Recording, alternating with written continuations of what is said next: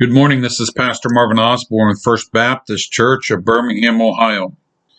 Today I want to talk about our reputation. As a patriarch of a big family, I understand what my role is, and I hope that I'm going to leave a legacy, footprints in the snow, so to speak, for my children to walk in as they pursue a maturity in Jesus Christ. And we have to understand that every decision has consequences. And as someone rightfully said, you can choose your sin, but you can't choose your consequences.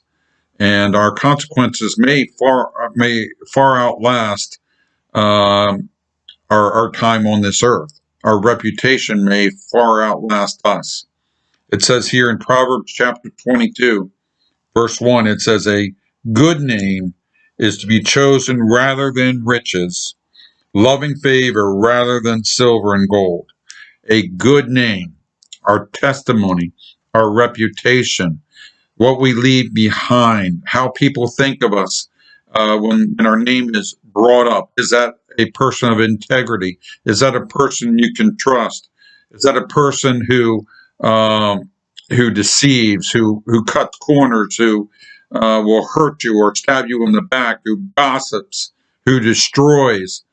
And so many things that come to mind when you hear certain names. You think of the name George Washington, you think of the father of our country, you think of Abraham Lincoln, and you think about the Civil War, you think about the emancipation of the slaves, you think of Benedict Arnold, and you think of traitor, you think of Judas Iscariot, you think of someone who betrayed Christ. And so names have a certain connotation, don't they, associated with it.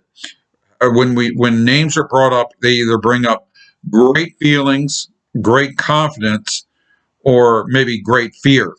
Something that they did in their life that kind of destroyed anything else, whatever good they could have achieved after that.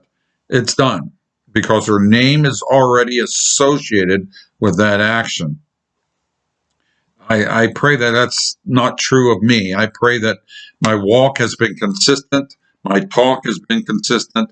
I've done what I said I was going to do, and I lived as much as I could according to how I've portrayed myself to my family and my church. And I hope that's said of you as well.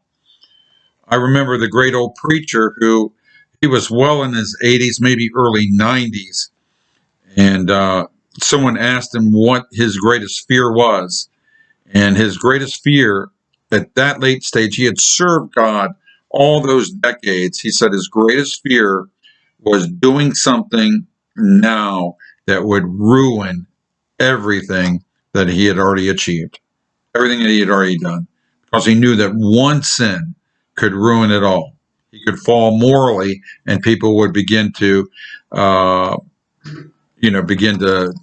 cast disparaging comments about his ministry up until this time, which could have been as pure as anything.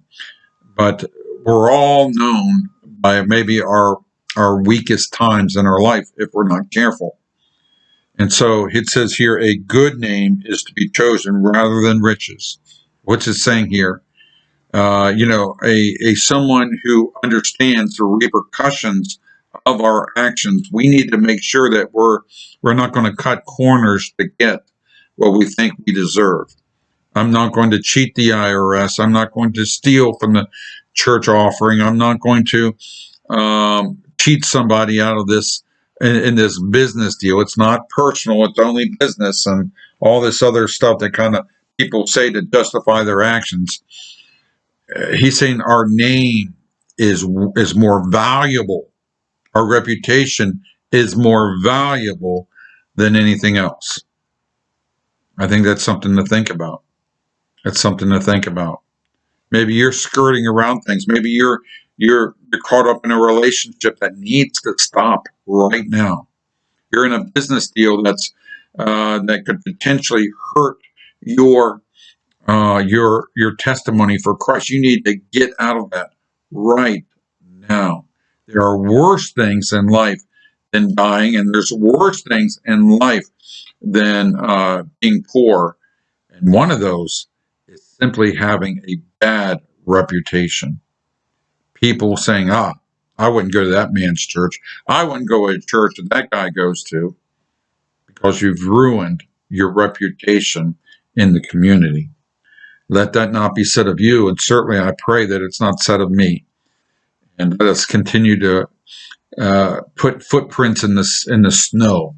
A young child who follows his father on a snowy day, and he tries to step in his father's footsteps and go where his father has gone. May we leave footprints in the snow that our children will follow as they mature in Jesus Christ. Amen. Amen. Remember, this is Pastor Marvin Osborne saying God loves you, and I love you as well. And I'll talk to you soon.